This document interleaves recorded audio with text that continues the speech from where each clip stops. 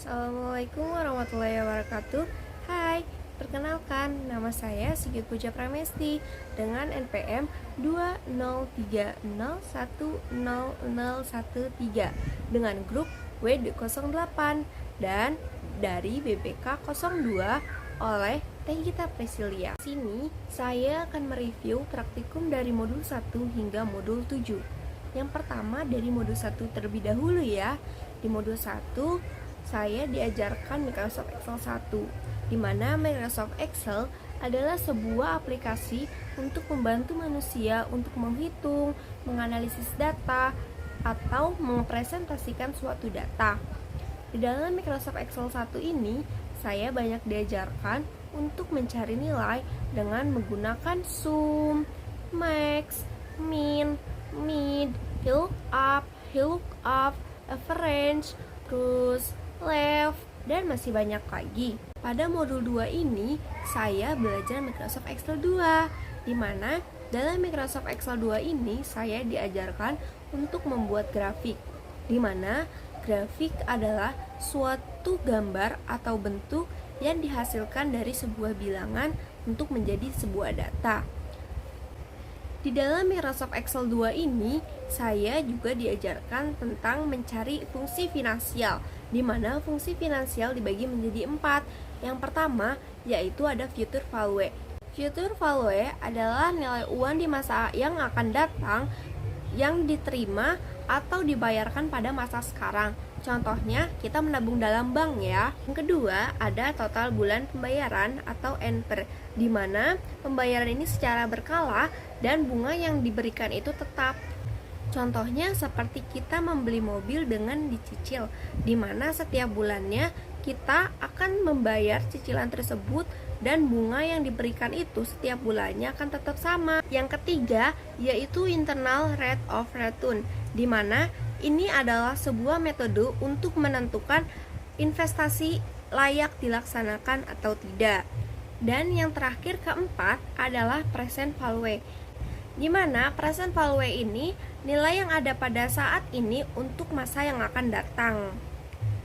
Dalam Microsoft Excel 2 ini, saya juga diajarkan untuk membuat pivot table, di mana pivot table ini adalah sebuah alat untuk meringkas sebuah data yang sudah saya buat.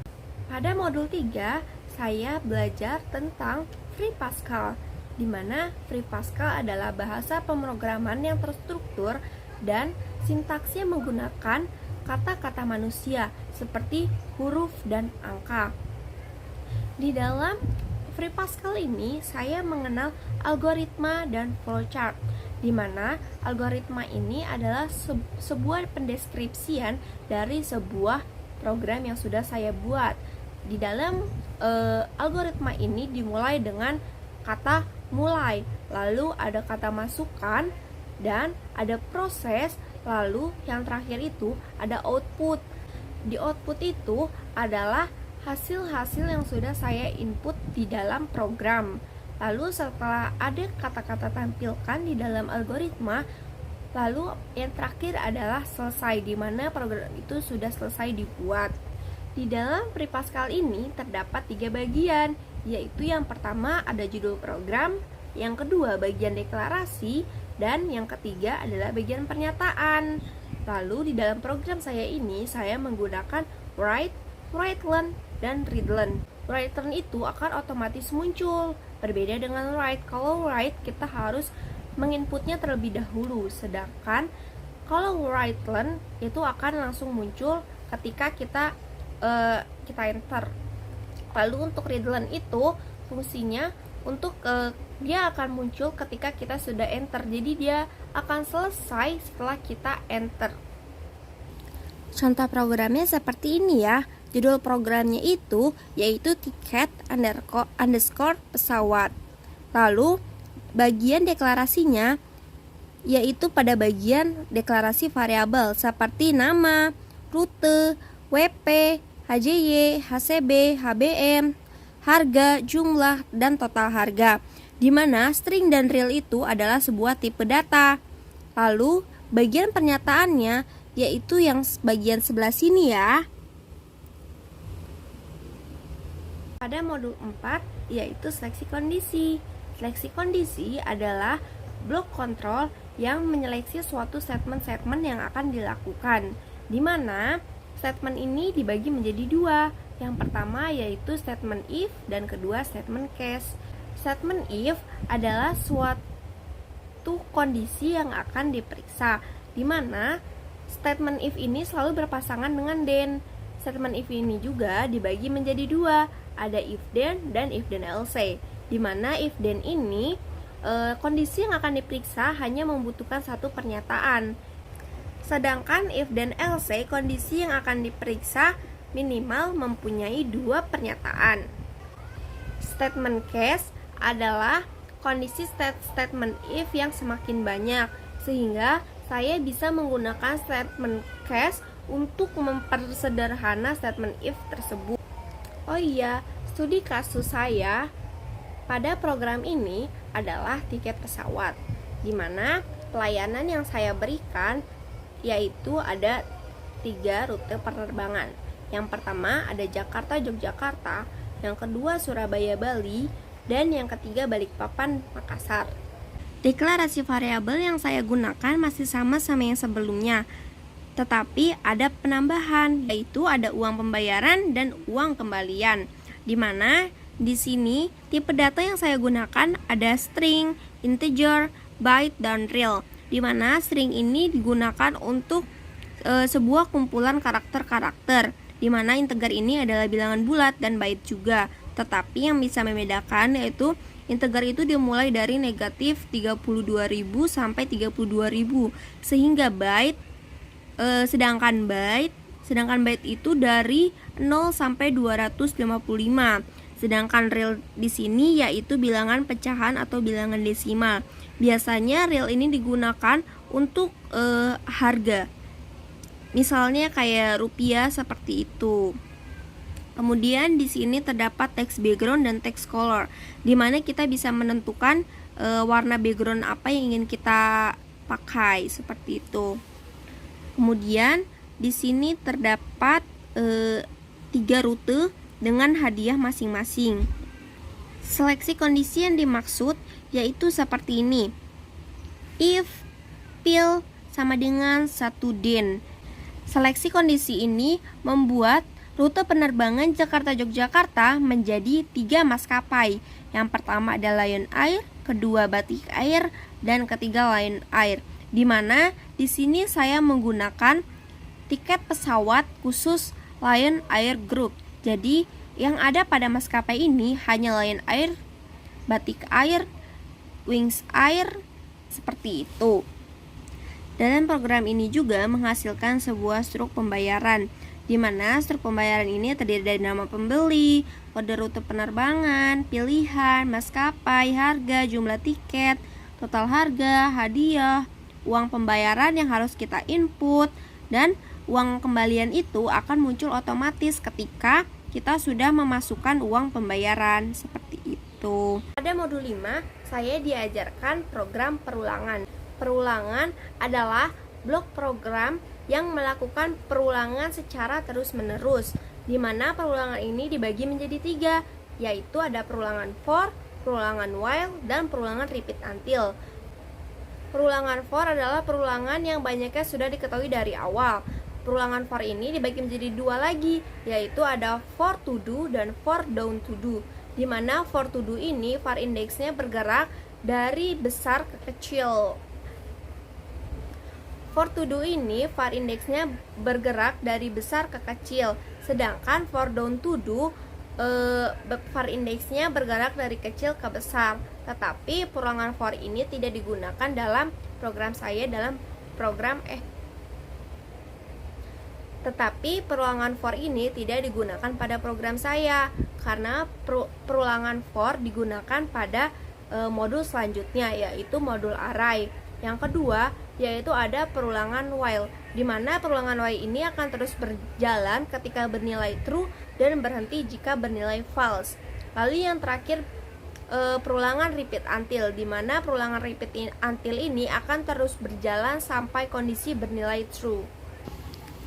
uses yang saya gunakan ini terdapat showTils, di mana showTils ini akan menampilkan waktu sesuai pada saat kita menginput data.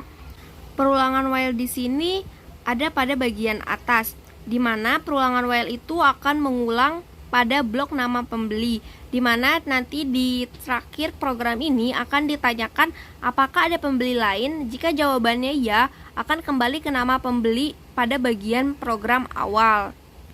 Lalu perulangan repeat until di sini digunakan pada pilihan kode rute penerbangan, karena ketika kita menggunakan repeat until di pilihan kode rute penerbangan ini, jika kita salah menginput data tidak sesuai dengan pernyataan yang sudah dibuat, itu akan mengulang kembali pertanyaan yang sama seperti masukkan pilihan kode rute penerbangan, seperti itu. Contohnya seperti ini. Pilih kode rute penerbangan. Dalam program hanya terdapat 1, 2, 3. Jika kita memasukkan lain dari kode tersebut, kita tidak akan bisa melanjutkan ke program selanjutnya atau terus mengulang kepada pertanyaan pilih kode rute penerbangan. Misalnya di sini kita pencet 4. Maka pertanyaan pilih kode rute penerbangan akan muncul lagi. 5. Akan muncul kembali. Coba kita pencet angka 3. Maka program akan melanjutkan ke program selanjutnya. Selanjutnya adalah pilih nomor maskapai. Coba di sini kita pilih 5. Maka program akan memunculkan kembali pilih nomor maskapai. Perulangan repeat until gunanya seperti itu. Ketika kita salah input, maka pernyataan akan mengulang terus-menerus. Di sini terdapat jumlah tiket, kita masukkan 1 saja. Kemudian struknya akan muncul seperti ini. Di sini kita masukkan uang pembayaran 590.000.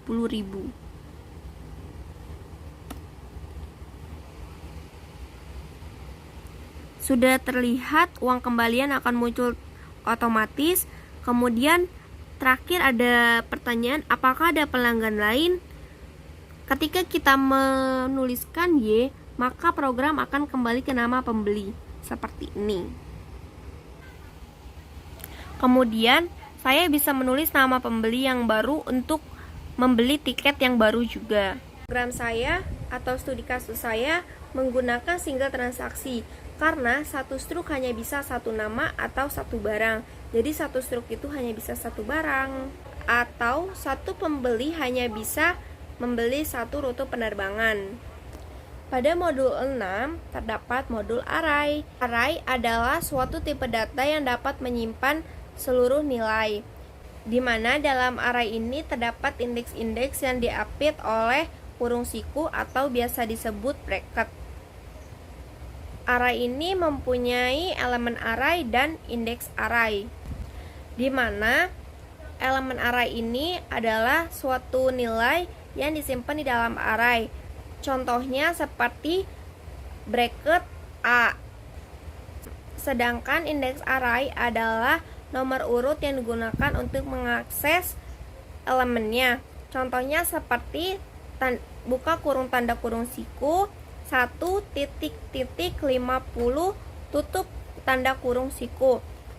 Jika lebih dari 50, maka program akan acak-acakan seperti itu.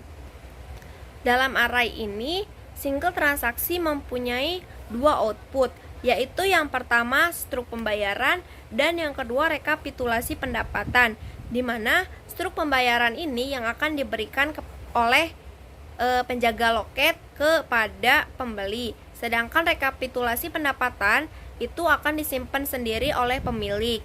Dalam array ini, variabel yang saya gunakan yaitu ada R dan S, di mana R ini saya gunakan untuk menyimpan nilai-nilai array, sedangkan S untuk memanggil data-data yang sudah diarraykan.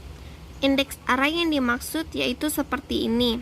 Pada nama, RP, maskapai, dan hadiah di sini diarraykan dari 1 sampai 50. Begitupun dengan byte dan real. Dalam modul array ini, saya tetap menggunakan perulangan dan seleksi kondisi. Di sini terdapat GT.2 sama dengan 0. Kenapa 0? Karena belum ada yang diinputkan. Di sini masih tetap menggunakan perulangan while agar kembali kepada blok nama pembeli. Di sini juga terdapat R.2 sama dengan R tambah 1. Itu maksudnya adalah agar bisa melakukan perulangan kembali. Pada modul ini, nama pembeli diletakkan di atas. Karena pada modul array ini kita akan menginput nama pembeli terlebih dahulu. Setelah itu baru muncul pernyataan seperti ini. Seperti yang saya bilang tadi, dalam array itu terdapat dua output, yaitu struk pembayaran dan rekapitulasi pendapatan. Di mana struk ini masih sama seperti modul sebelumnya, tinggal ditambahkan elemen array-nya seperti ini, ditambahkan bracket R. Seperti itu. Lalu dalam rekapitulasi pendapatan di sini terdapat nama pembeli, kode, hadiah, maskapai, harga, jumlah tiket, dan total harga. Di mana di sini adalah hasil-hasil yang sudah diarahkan pada program di atas.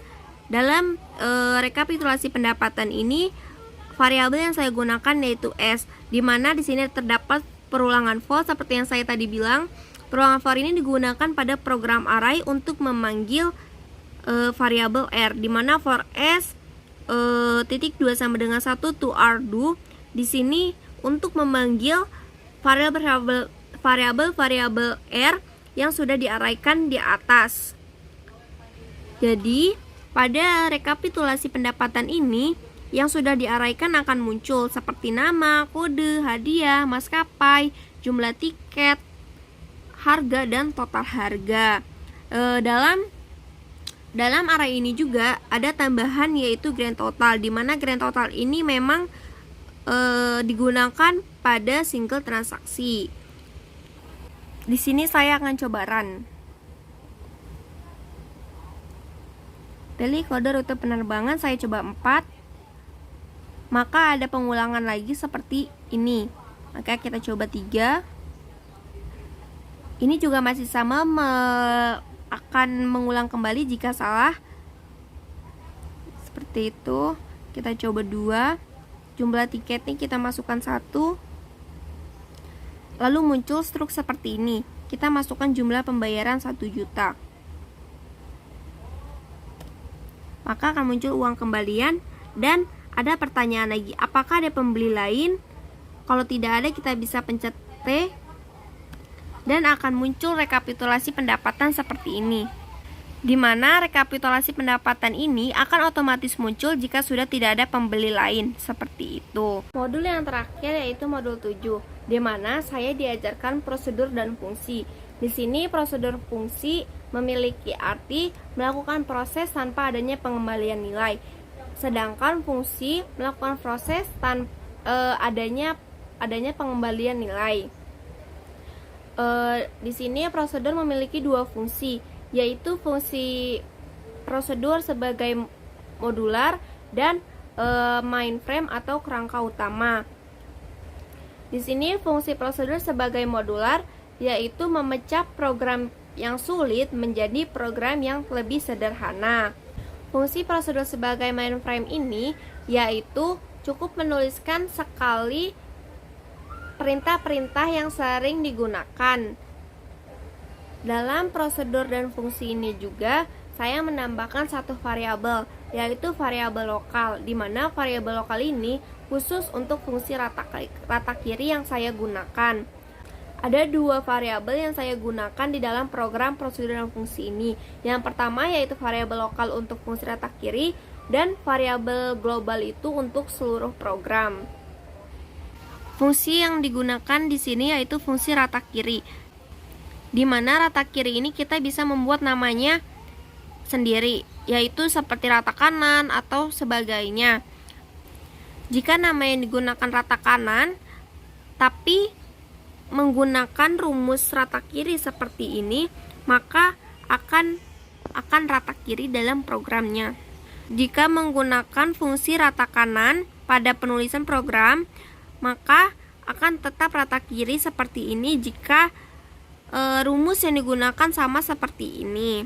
Yang dimaksud variabel lokal yaitu seperti ini, R, S sebagai byte dan T sebagai string.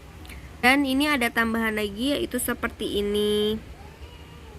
Prosedur diletakkan di atas menu utama, di mana di sini prosedur sudah dibagi, yaitu ada prosedur Jakarta-Yogyakarta, prosedur Surabaya, prosedur Balikpapan, dan struk pun dibuat prosedur. Rekapitulasi pun juga,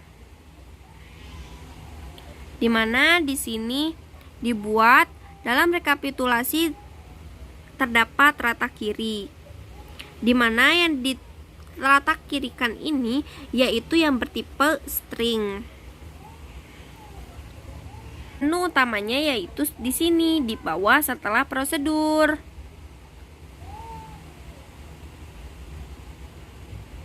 Nah, di terakhir, apakah ada pembeli lain? Jika jawabannya ya, maka akan kembali ke nama pembeli lagi, seperti itu. Demikian yang dapat saya review, kurang lebihnya mohon dimaafkan. Wabillahi taufiq wal hidayah. Wassalamualaikum warahmatullahi wabarakatuh.